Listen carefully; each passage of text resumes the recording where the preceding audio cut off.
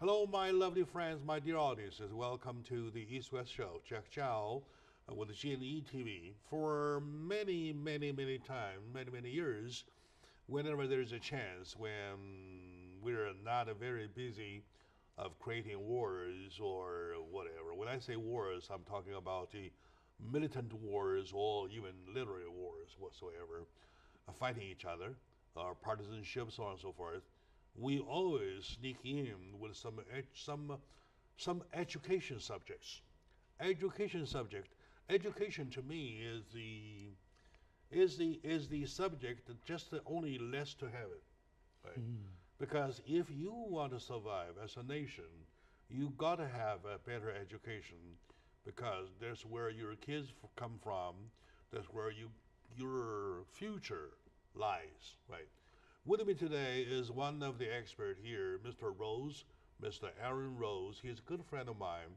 He speaks perfect English and not as good as his Chinese. Right? He speaks Chinese, fluent Chinese. We're very fluent Chinese.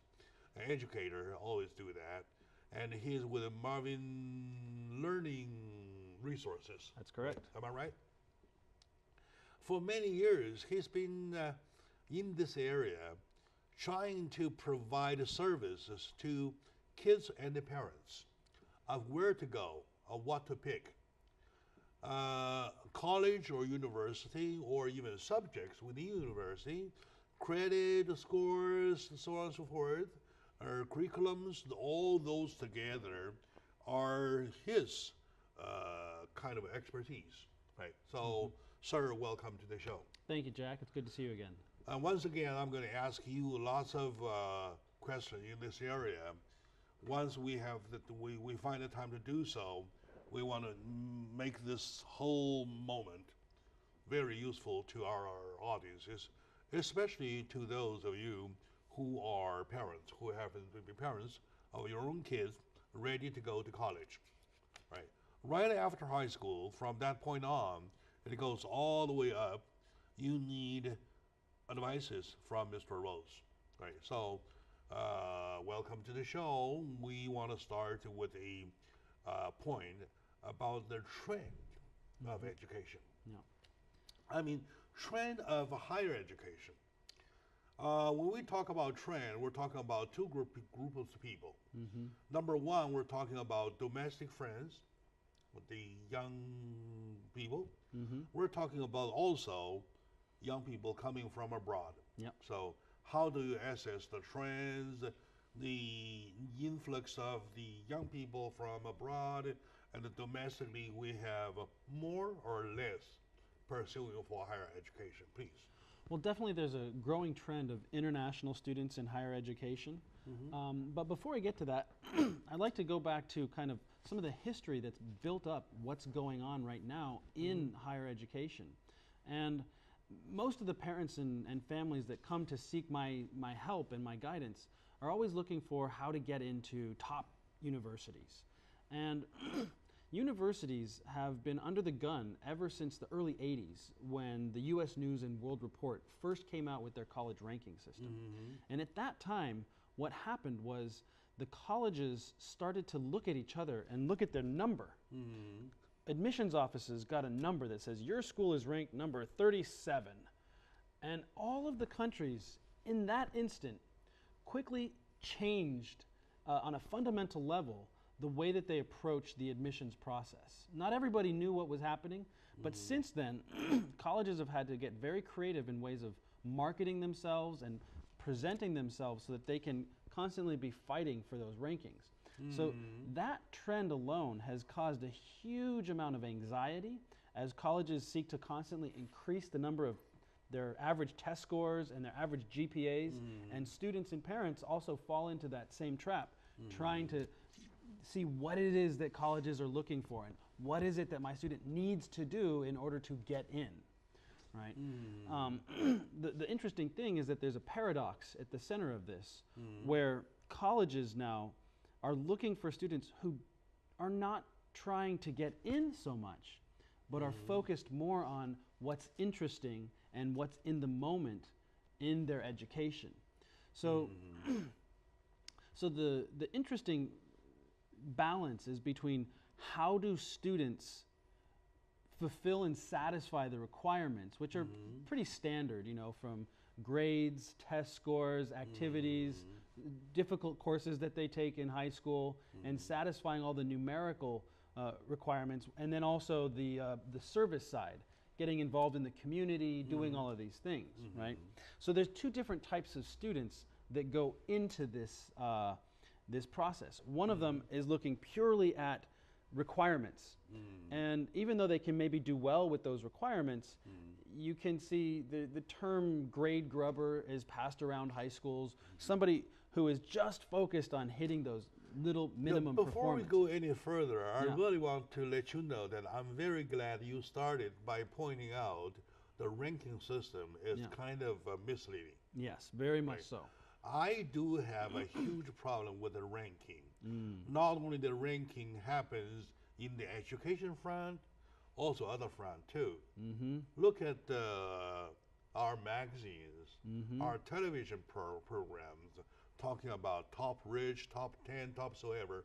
So talking about, for example, I hate to mention the name of the magazine though, who's the top rich, who is the falls in the top 5, top 10. Sure. What the significance does it make?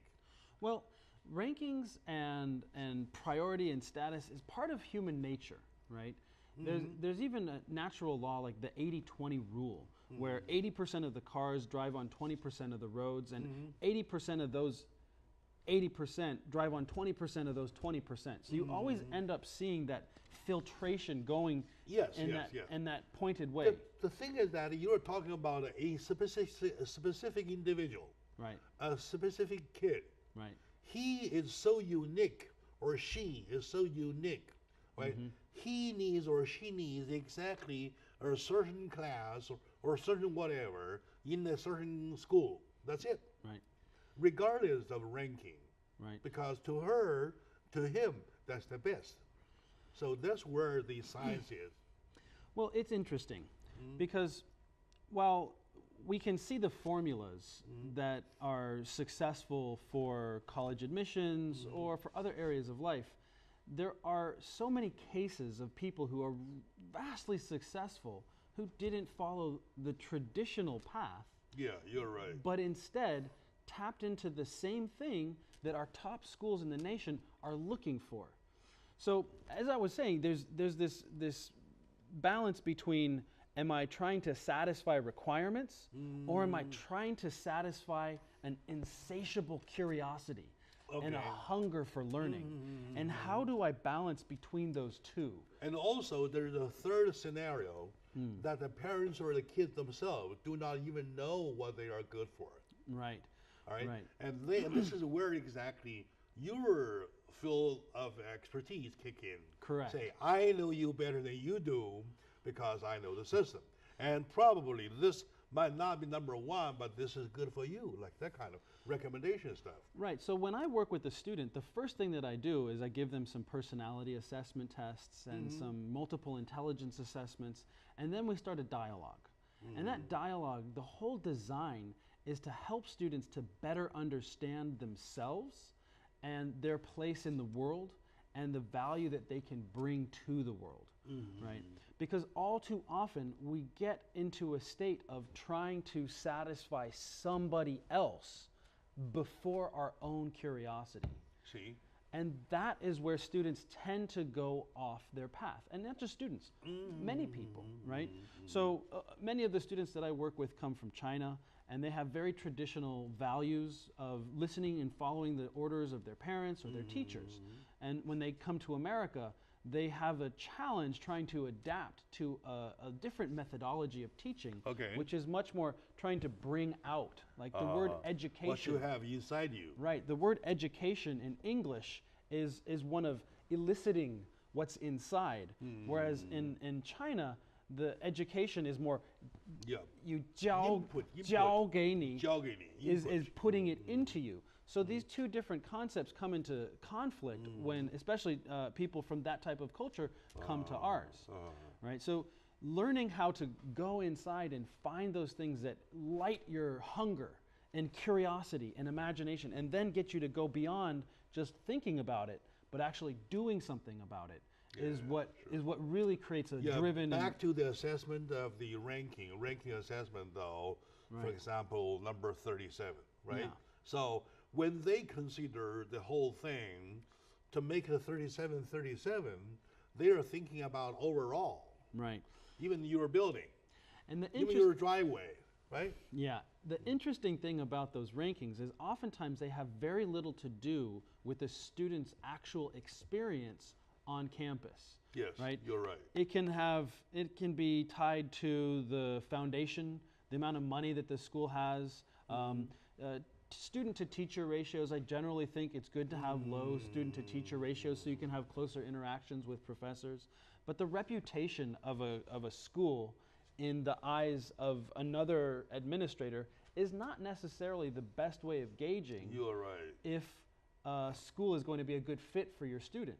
Very And every year at the National Association for College Admissions Counselors, by which I just came back from in Boston this year, the U.S. News World Report has a representative who's there and getting feedback from all the colleges so that he can go and change the formula for rankings, because it's more or less an impossible task to provide a purely accurate ranking system. All right, thank you very much for the analysis. As a matter of fact, without checking pre-handed each other, we exactly got agreement, common ground on this one. Yeah. That I do not agree with the fact that the ranking make lots of sense. Yeah. It is, correct me if I'm wrong, if I say there is no best shoes in the market, it is the what fits you the best, right? Absolutely. All right, good. Let's take a very short moment now. With me today is my good friend and education specialist, Mr. Aaron Rose. He is the founder and CEO of Maven Learning Resources. From him, I can learn a lot, even myself. Of course, I'm too old for a college student, but never too late to learn, all right? Never too old to learn. Never too late, all right? Okay, my dear friend, we will be right back.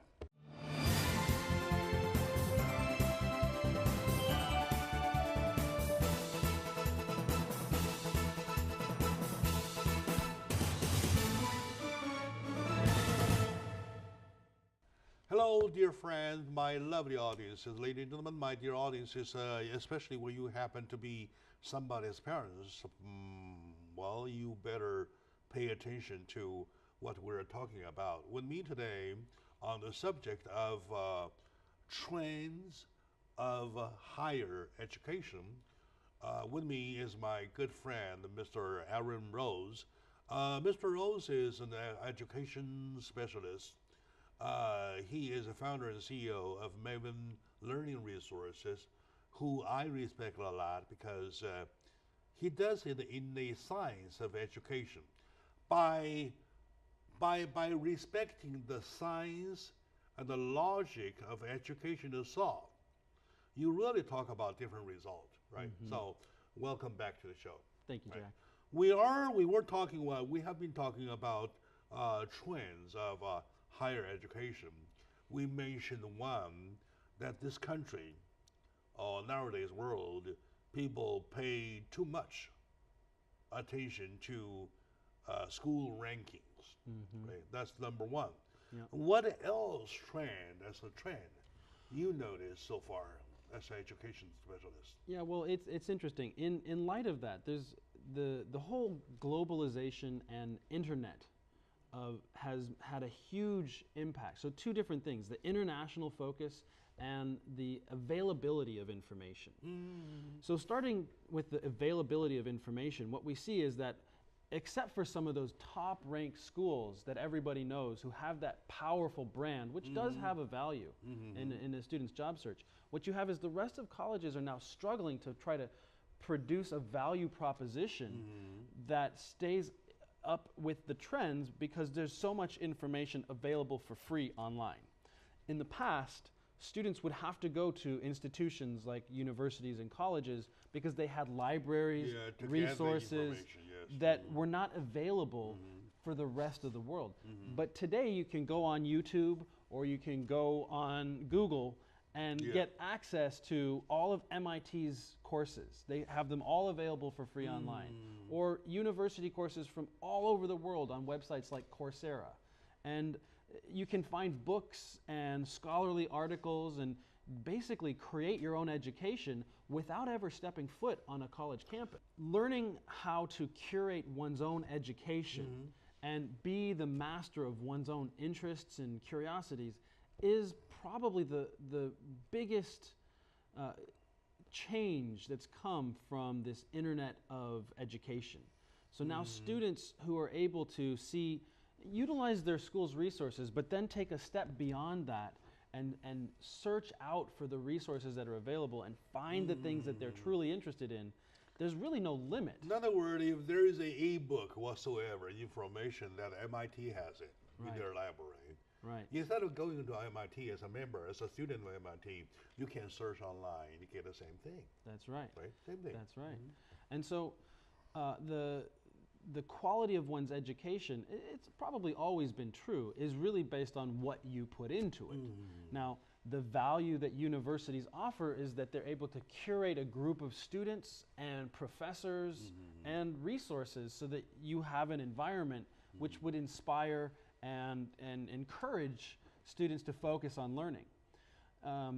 But getting into a learning mindset now is much easier with all the available tools that we have. So colleges now have to struggle with how do we keep that value proposition? What do we do? What do we do that's more than just providing information? And it's an interesting time because many colleges are making those adjustments. It's becoming community assets. That's right. For the entire world, people can share, right? It doesn't necessarily you have to go whichwhere, right? Something like that. Okay, now, that's another trend because we have larger resources. Oh, by the way, learning resources where you are. We have a larger resources than before, right? Okay, now, what else is a trend, especially in terms of foreign students, that rushes in this country, almost in a way like influx. So, what kind of trend they represent, please? Right. So, with this globalized world that we live in and the ease of travel that we see now over the past several decades, it has become increasingly important to have an international frame of reference, right? So whether it's students that are coming into America or American students who are going abroad, intelligent students who are looking and watching the changing landscape of the world know that speaking a second language is no longer just something that might help with your travel, but it's something that's crucial for success in the world that we live in. You're right. So we have students from all over the world that flock to America. And by the way, I have a friend, Mr. Craig Young, former mayor of Yorba Linda. He had a son, went to one college whatsoever in southern China, ended up teaching there. Nice. And he went as a high schooler, graduated, and then enrolled in college and graduated college and was taken just right there, got a job. It pays very handsomely. Something like that. I had a similar experience when I was studying abroad in Beijing. During my undergraduate study, I got a job teaching English for the adult education department at the university where I was studying. And I think being a teacher is a great way to further one's education. Speaking of future competition, though, there's one of the advantages for the competition, right? Competitions. Absolutely, especially when you're looking at competitive admissions. A lot of schools, well, all schools have different criteria by which they judge students, but many schools will look at what level of accomplishment have you been able to attain.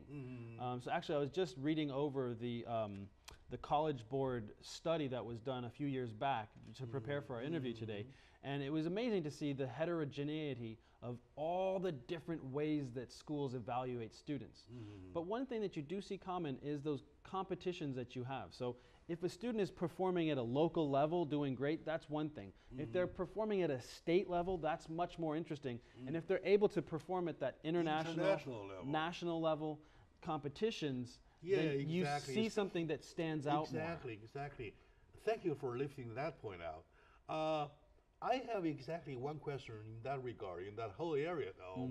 Now, when these young people coming from abroad, they carry their mother language, mother tongue, right? And landing here, started learning, though they end up bilingual, right? Yeah. And then compared to the local community, local people, local kids, Yeah. they learn, they be good, and they are good, and then they are, well, they're not bilingual. Right. So does that mean that give the foreign student, international level, a better chance of competition? In what sense? You talking about college admissions or in So life? no. So career hunting. Sure, sure, absolutely. Well, I'll start with college admissions and then I'll transition to career hunting. Yeah, okay. So for college admissions, it depends on the school. Some schools will have a priority based on certain requirements of coursework that they've done or testing or other things like that. Or other, even activities. other colleges have an open access policy, so as long as a student meets a minimum requirement, then they'll be able to get in, right? So it really does depend on which school the student is applying to, whether or not they would have an advantage based on their language or their second language. But generally speaking, when you get beyond that, having a second language, what do they say? Find a new language, find a new soul. You have a huge, rich context that you build up for your understanding of the world. You're right. You open up an entire population of people that you can talk to that you otherwise couldn't. Such as yourself. Correct. You're bilingual. I know you're trilingual. You have a third language, right? So talking about your Chinese and English, well, each makes 50%. You have this 100%, right? Well, I mean, I think anybody who's watching today knows that China and America are the two largest economies in the world. Yeah. And so I consider myself very fortunate that when I was young, my father took me to China and I started learning the language and getting steeped and immersed in the culture. And it has definitely been very... And by the way, your Chinese have no accent at all. Nali. Good, that's good, that's good. Where? Like that. Okay, go ahead. So yeah, absolutely. I think anybody who speaks a second language, but not just academically, right? That's an important distinction to make. Exactly. Taking a class in school and learning how to pass tests with the language won't bring you much value. It's when you start speaking the language and using the language to connect to other people that you start getting the value. Does that mean the future job market, the opportunities turns to be more versatile?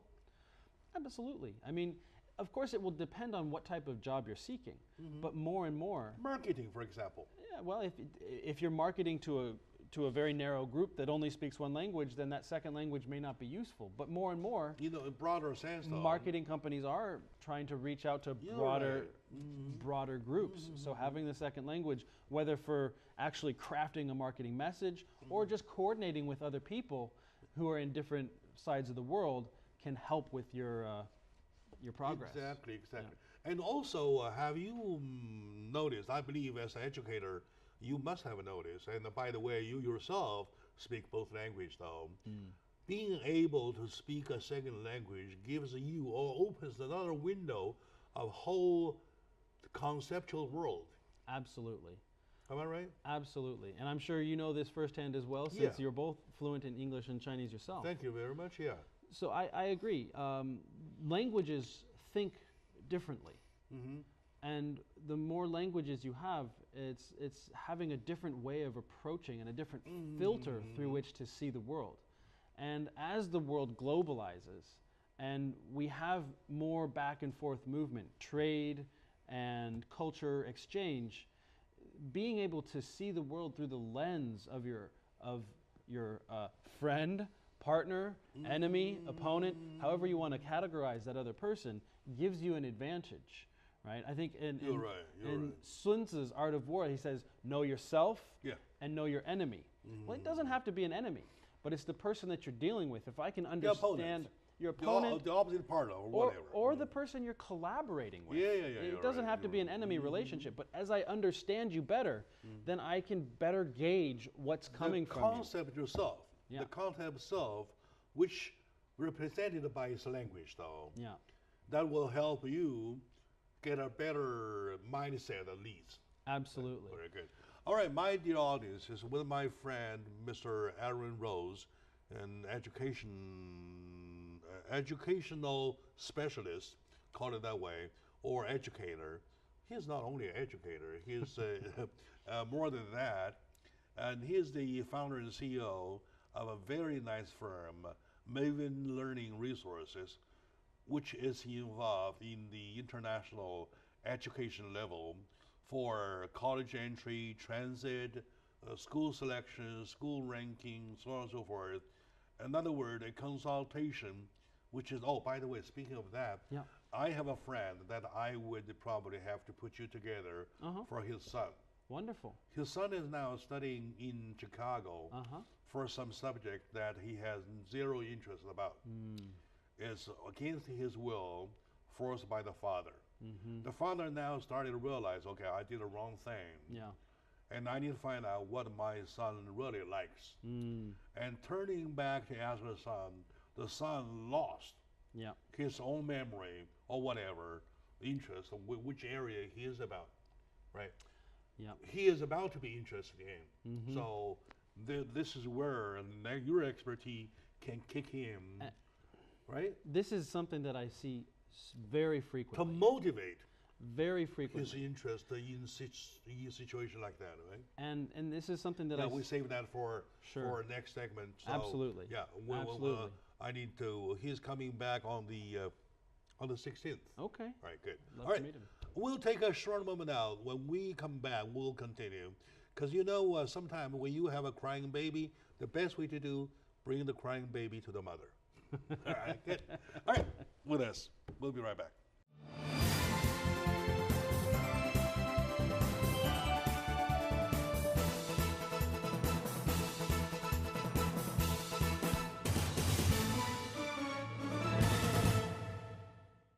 Hello, dear friends, lovely audience. It's my good friend. Welcome back to the show. Jack Chow on East West with lots of pride, with GNU TV. We want to make this opportunity very, very useful, to be very instructive to our friends, our audiences, with my good instructor, Aaron Rose. Mr. Rose is the founder and the CEO of Maven Learning Resources, who are specialized in the area of giving advices or do analysis or case by case analysis to individuals to find out which is the best for him or her, right? Something like that.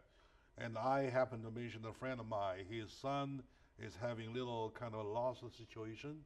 Probably you can kick in. We will get on that one. Yeah. All right. Now, talking about trend though, I have another trend to check with you. Sure. You have natural science. Mm-hmm. You have social science. Mm-hmm. I don't know if you want to list literature into social science. Sure. All right, good. And now looking at the trend though, by selection, looking at the young people, who turn to go the majority?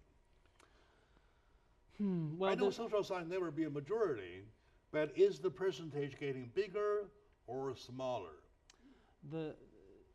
Quite a few of the students that I work with today are leaning towards science, hard sciences, whether it's Which is the engineering, which is then natural science. yeah, natural sciences. Yes. Okay. But what's interesting is that there's a counter trend to that, which is when you see a lot of engineering companies, what they're looking for, and even friends of mine who have been successful in the engineering field, they're looking for those soft skills that you have in the humanities side, in the human sciences. All right, I like that. So even when you look at college admissions, they also look for people who have that balance, right? And I would use a story, a friend of mine who, he started out as an engineer, and he did well in his job, and he continued beyond that. And he told me that his engineering skills were only useful in the first position that he got within the company. And that after that, the skills that he really employed to continue his career were more people skills. because he had to manage people, okay. had to have good On the communication, management level. right? He had to be able to think strategically. He had to read about what was happening in the world, in the industry, and how that was going to come to affect the company, so that he could help to maneuver and position the company throughout the society and through the market that they were in. We're not, of course, I like your statement, but we are not talking about our evaluation of these two. Right. I'm talking about by statistics. I know that the social science takes a much smaller percentage. Yeah. But is the percentage getting bigger or smaller nowadays? Well, I haven't looked at the statistics recently, but from the students that I'm working with, I would say it seems like there's a continuing trend towards hard science, away from the hard science, away from the humanities. So yeah, I think that there is definitely a trend in that direction, but I would have to go double check to be sure of that. Yeah, take myself for example. My son, 2 years ago, 2 years and a little more ago, was ready to go to UC San Diego for anthropology. I was so scared. I said, no, you're not going to do anthropology. If you don't want to die of starvation, you want to starve yourself to death, right? And I forced him to stay. I put him in ELAC. Stay there, do whatever you want to do. Just to slow down. You may change your mind.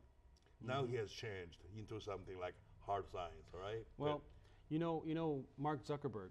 You know what he majored in at Harvard before he dropped out? No. Psychology. Oh, psychology. Okay, all right. Good. So it's hard to say. I think ultimately I wouldn't say it's his psychology major that made him the success that he is today. I would say the thing, from my perspective, that made him so successful was that he was looking out at the world and seeing something that he was really interested in, and he got really focused on it and focused on doing. Yeah. Focused on execution, right? So my point is that it is not evaluation about choice themselves. Yeah. We're talking about the society has a trend that it pushes the kids to go that way. Definitely. I definitely think there is. It's a result. There's a sense of security that comes with the hard sciences, which is reinforced by social beliefs and a lot of, I think technology is advancing. We need to be familiar with it. So there is a need for that within the society. However, it's only part of the story, right, in terms of what really brings about long-term success. So as an educator, how do you evaluate or assess the trend? Is that the way, let it go whatsoever, don't worry about it? Or you see your eye say, well, we want to tilt a little bit to left or right a little more because you are high enough to say that because you are on a higher level than I am? Well, I really think it depends on where a student is, right? A student who has a strong background in technology and has a very keen interest and hunger for those types of learnings will do great in those types of careers. But if you have a student who's doing great in history and loves to read and write, and trying to push that student into the hard sciences, you can see that you're going to have a challenge. So there's a use for all of these skills, and I think having a second skill is going to be very valuable to students as they continue to progress. Yeah, so you're right. what you see at a lot of our leading institutions is they encourage students more and more not only to major in one area, but to have interdisciplinary majors so that they can bring skills from one field to bear on another. And that's where you get interesting combinations that can help you stand out more and help you bring interesting pieces to whichever industry you decide upon working in. So. Doesn't make a lot of sense because, like you mentioned, psychology, right? Okay. You, of course, you don't want to major in psychology, but your first approach with psychology gave already you a background of extra room. Like in my son's case, he is now interested in focusing on game design, right? While doing game designs, he is able to drag his anthropology stories, right, about those Right. ancient apes walking Exactly. across the continent all the way to America, Right. from Asia all the way in the frozen season. Right. And so he's able to draw on his That's experience. a brand new game. Right. That's something like that. That's okay? a perfect I example. mean, conceptually, Right. he is using the anthropology story Right. to whatever he is focusing on. Yeah, and that's exactly what I'm talking about, because we have a tendency with our education system, if we're not careful, to get overly focused on one area. And when we get overly specialized in one thing, then that source of income. So when we get overly focused or overly specialized within our pursuits of our industry, we tend to not see outside threats as well. So when you have that example, like you said, with your son, who's using his anthropology to bear on his game design, he's able to create more interesting games. But that holds true across all industries. If you're going into financial analysis and all you do is read all of the books on financial analysis. And those apes are fighting for food, for captures, right. or for women, or something like that, for female whatsoever, on way in, Right, something like that. Okay. Right. So, but if you're only focusing on one area, then you can't see what else is coming in, right? So, by having a second focus, you can. What I was talking about is if you're only focusing on, say, stock trading, right? A person who is focusing only on stock trading and read every book on financial analysis and stock trading wouldn't necessarily have anything different to bring to the field of stock trading than everybody else who has read all those same books. That's why when you come from another area and you bring, say, he was an artist, or he had experience in the medical field, or some other industry that has nothing to do directly with financial analysis, he can bring in a second filter and see other trends that other people would miss. Yeah, does that mean diversify your knowledge is the call that you want to make? Absolutely. Diversifying and having, maybe instead of at least a single skill set, at least a second skill set, so that you can have two different angles or more, multiple angles. But as you or together they can create a third. Right. Right. And as you continue to widen, then it becomes difficult to have deep knowledge. So it's a balance between the number of different focuses that you have and the depth within each focus. That exactly, Aaron, reminds me of the old time. In ancient time in China, I believe that you evolve this much with Chinese, you learn some Chinese history. In ancient Chinese, when they define somebody as a scholar, they judge their basic four skills: 琴棋书画, 琴棋书画, music, weapons, chess. chess. Qi means play or life, whatsoever. Strategy. Or game, strategy. Shu, reading. Books, whatever. Calligraphy, refers writing. calligraphy, everything. And hua, painting. Art. And you have the four, you're a scholar. Music, strategy, literature, and literature art. and calligraphy, or painting, something like that, right? So now, it looks that we have a trend going into modern history. We just pick one. You're a painter, you know painting, that's it. Right? I have lots of friends who are good painters. And if we ask them why you paint that way, no, I don't know. I just feel it is better that way. Yeah. Right. So now you're talking about poems, right? You're talking about anything. So now we're going, as we enter into the modern time, we're getting like we're kind of like limit ourselves. Over specializing. Over specialized to certain area only. So is that our trend? We're talking a trend, right? Is that a trend, sir? Absolutely. I think over specialization is a trend that is occurring. It creates a narrow view of the world, of one's purpose, and it's a trend that's also being fought against. So there's trends and there's counter trends all around this area. One of my favorite writers is Buckminster Fuller, who's passed away, but he came up with this concept that over-specialization. He mentions on his book, Operating Manual for Spaceship Earth, that over-specialization is one of the lead factors that leads to the extinction of species. And he cited two different examples. That's just a serious point. Two different examples he cited. One was the dodo bird. And what he talked about is a bird that comes in and over time develops a long beak and slowly loses the ability to fly because that long beak is able to go through the shallow water and find the sand crabs. But they don't have to fly that much. So over generations and generations, they adapt to a very specialized food source, but then the water levels changed and they couldn't access that same food source, and so they went extinct. And he brings another example of, I think it was an anthropological study of a tribe, I think it was in Africa, I don't remember this one as clearly, but a similar type of story where over-specialization and over-reliance on one source of income, one source of food, eventually led to the extinction of that tribe. No, because you're the environment changed and they weren't able to adapt.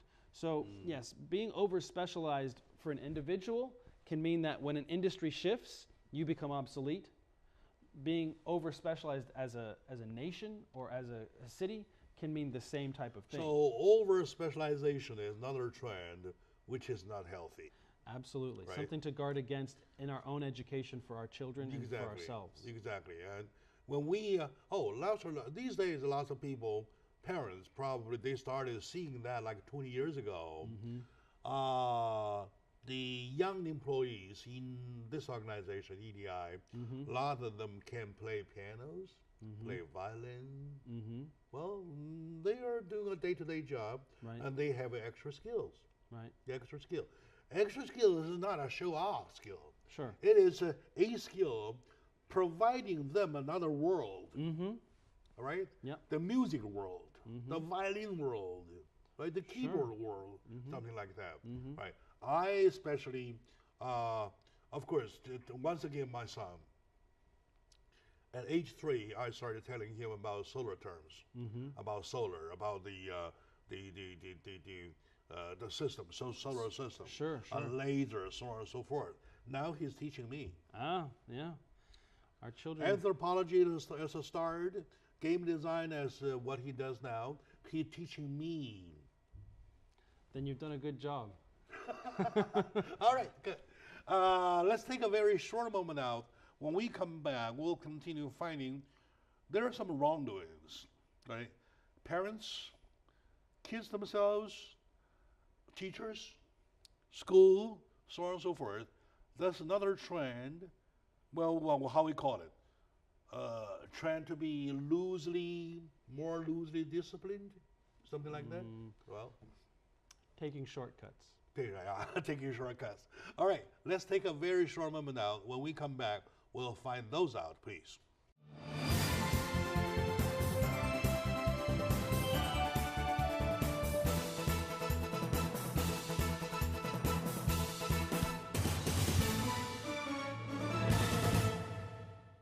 Hello, dear friends, lovely audiences. Welcome back to the show talking about education.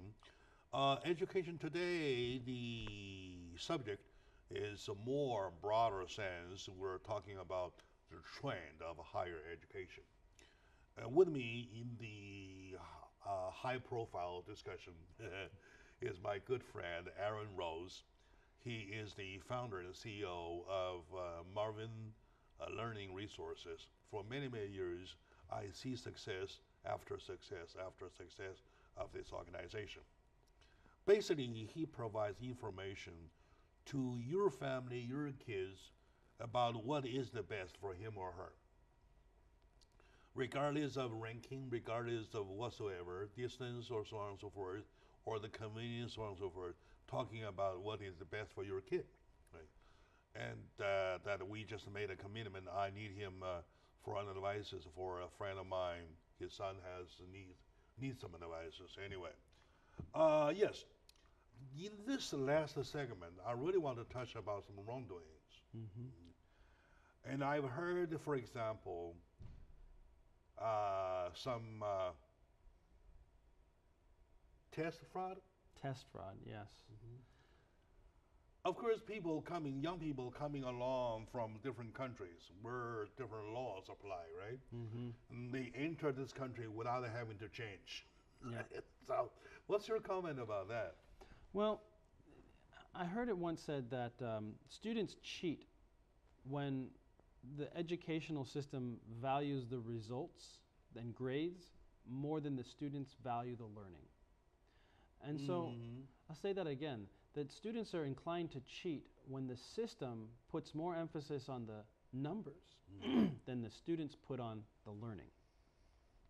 So what happens that goes into the psychology of this is that when we see this competitive landscape and we're constantly pushing our children towards 10 colleges that I won't mention their names, but once I say 10 colleges, I'm sure everybody knows exactly which 10 colleges I'm referring to, right? We're pushing our kids more and more to try to get into an increasingly narrow bottleneck. And in order to get there, students start to feel overwhelmed with this pressure. And then that gets into this state of, well, I'm not good enough, I can't do it myself, and then, well, maybe I can find somebody else to do it for me. And so that's what the kind of the backstory behind the cheating, right? Is that it's coming out of this misplaced idea about where a student should end up with their education, right? I believe actually that if everybody were able to just simply focus on the matter in front of them and not pay attention to all the back talk that's going on behind you, that the cheating would go away immediately. But because we have this system that puts some schools ahead of others and puts some students ahead of others, and then parents and educators who pile on top of that and stratify students in their minds, students who are struggling have that kind of incentive to do it.